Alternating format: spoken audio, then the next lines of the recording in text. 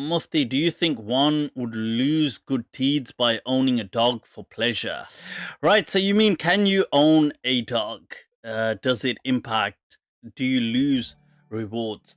No, you don't. And it's a good thing you mentioned this question. I was just taking a look the other day. I was going through, uh, it'd been a while. I sat down and I started to go through a lot of these fiqh books. I don't even know what initially caught my attention. Oh, that's it. I was taking a look at the Mukhtasar al-Fiqhi by Ibn Arafah, the first volume. Um, and he had a mas'ala, and then I started kind of cross-referencing it, and I started checking what Mazari, and then Ibn Rushd, and the Mudawwana, and started checking all these different books, Adilla, and, Majalis, but the, it was to do with this topic of purity, impurity, animals, does life necessitate, because according to the school of Medina, life necessitates purity. And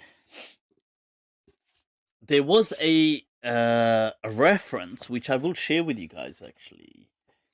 By the way, on a side note, I will state that what's popular about this text. This is Mukhtasar al-Fiqhi by Ibn Arafah, a great Maliki scholar.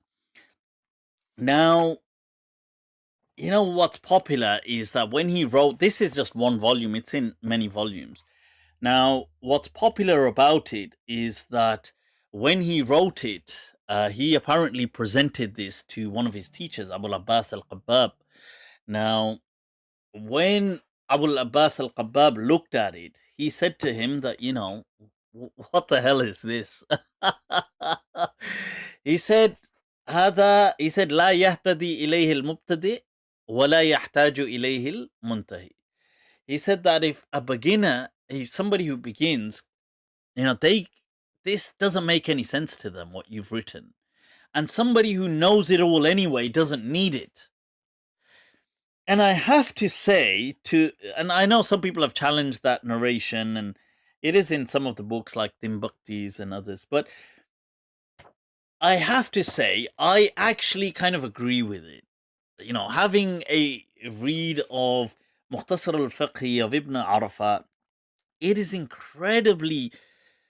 is written with such complex wording and manner. The style, it's not so much about the words, it's about the style and how he codifies things. They're so confusing. He has this, this kind of code of how he lists names, and I'm telling you, it just does not make any sense. It only makes sense if you know it already, which refers back to the point of Al-Qabbab saying, well, a person who already knows it doesn't need it. But anyway, there was a point here that I had spoken previously. I've got a video about, can you own a pet? And I've said yes. And I've answered previously that the hadith about the dog licking a bowl, and all these hadith about putting down the dogs, or about dogs making you lack in rewards and stuff like this, all of this was to do with a disease like rabies and these kind of illnesses that certain dogs had at the time, and the Prophet was trying to distance the people. Now, this is the Muqaddimat of Ibn Rushd al-Jad. Now, he does mention here, this is his kind of, the Muqaddimat is a book, this one is in 3 volumes by Dar al-Gharb, and it's basically a summary. It's meant to be his interpretative summary of the Mudawwana. Whether that stands true or not is subject to debate, but that's what it is. Ibn Rushd al-Jad, the granddaddy. Now, his personality is not something I normally gel with from all the scholars, but he's a bit more of the kind of strict type. But here is the reference. Now, somebody had asked me that, where do you get this from? And I had read it, and I was trying to recall the reference previously, and I think I did show a particular reference from Mazari, but here is one from Ibn Rushd, where he has it comes in this particular, it's on page 90 of volume 1, and it's under the section of to do with water. And he mentions قلت والذي أقول به في معنى أمر النبي بغسل الإناء سبعا من ولوغ الكلب. He says, what I say about this matter, about why you have to clean the bowl 7 times, says والله أعلم وأحكم أنه أمر ندب وإرشاد. And he mentions that this is, this is not something religious like a halal haram issue. This is a recommendation. But why? And he's going to go on to explain because of hygiene.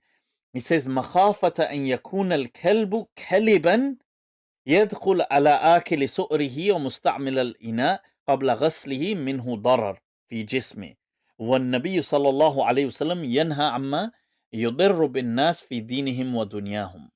So this is a quote here. He says that the dog is kalib. So you have da'ul kalib, which which is a disease, and the point is that because those dogs were diseased and what the harm they could have caused, this is why the Prophet sallallahu alaihi wasallam was distancing people from them. And then there is a debate. He does also discuss it. Ibn Rushd, Mazari discusses it as well in his Sharh of the Talqeen, that is it possible that the Prophet commanded something and the companions weren't immediately implementing it?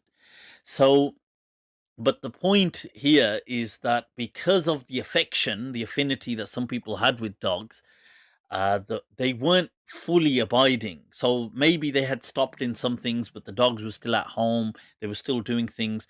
So the Prophet then said, oh, well, anybody who has a dog at home, they lose this much reward. Or anybody who has a dog at home, if the dog licks your bowl, this. The reward element, or an angel will not even enter. The religious rhetoric is just to create a distance in their hearts so they can remove these dogs from their homes because of the disease that these dogs carried. Okay, so I hope that now helps.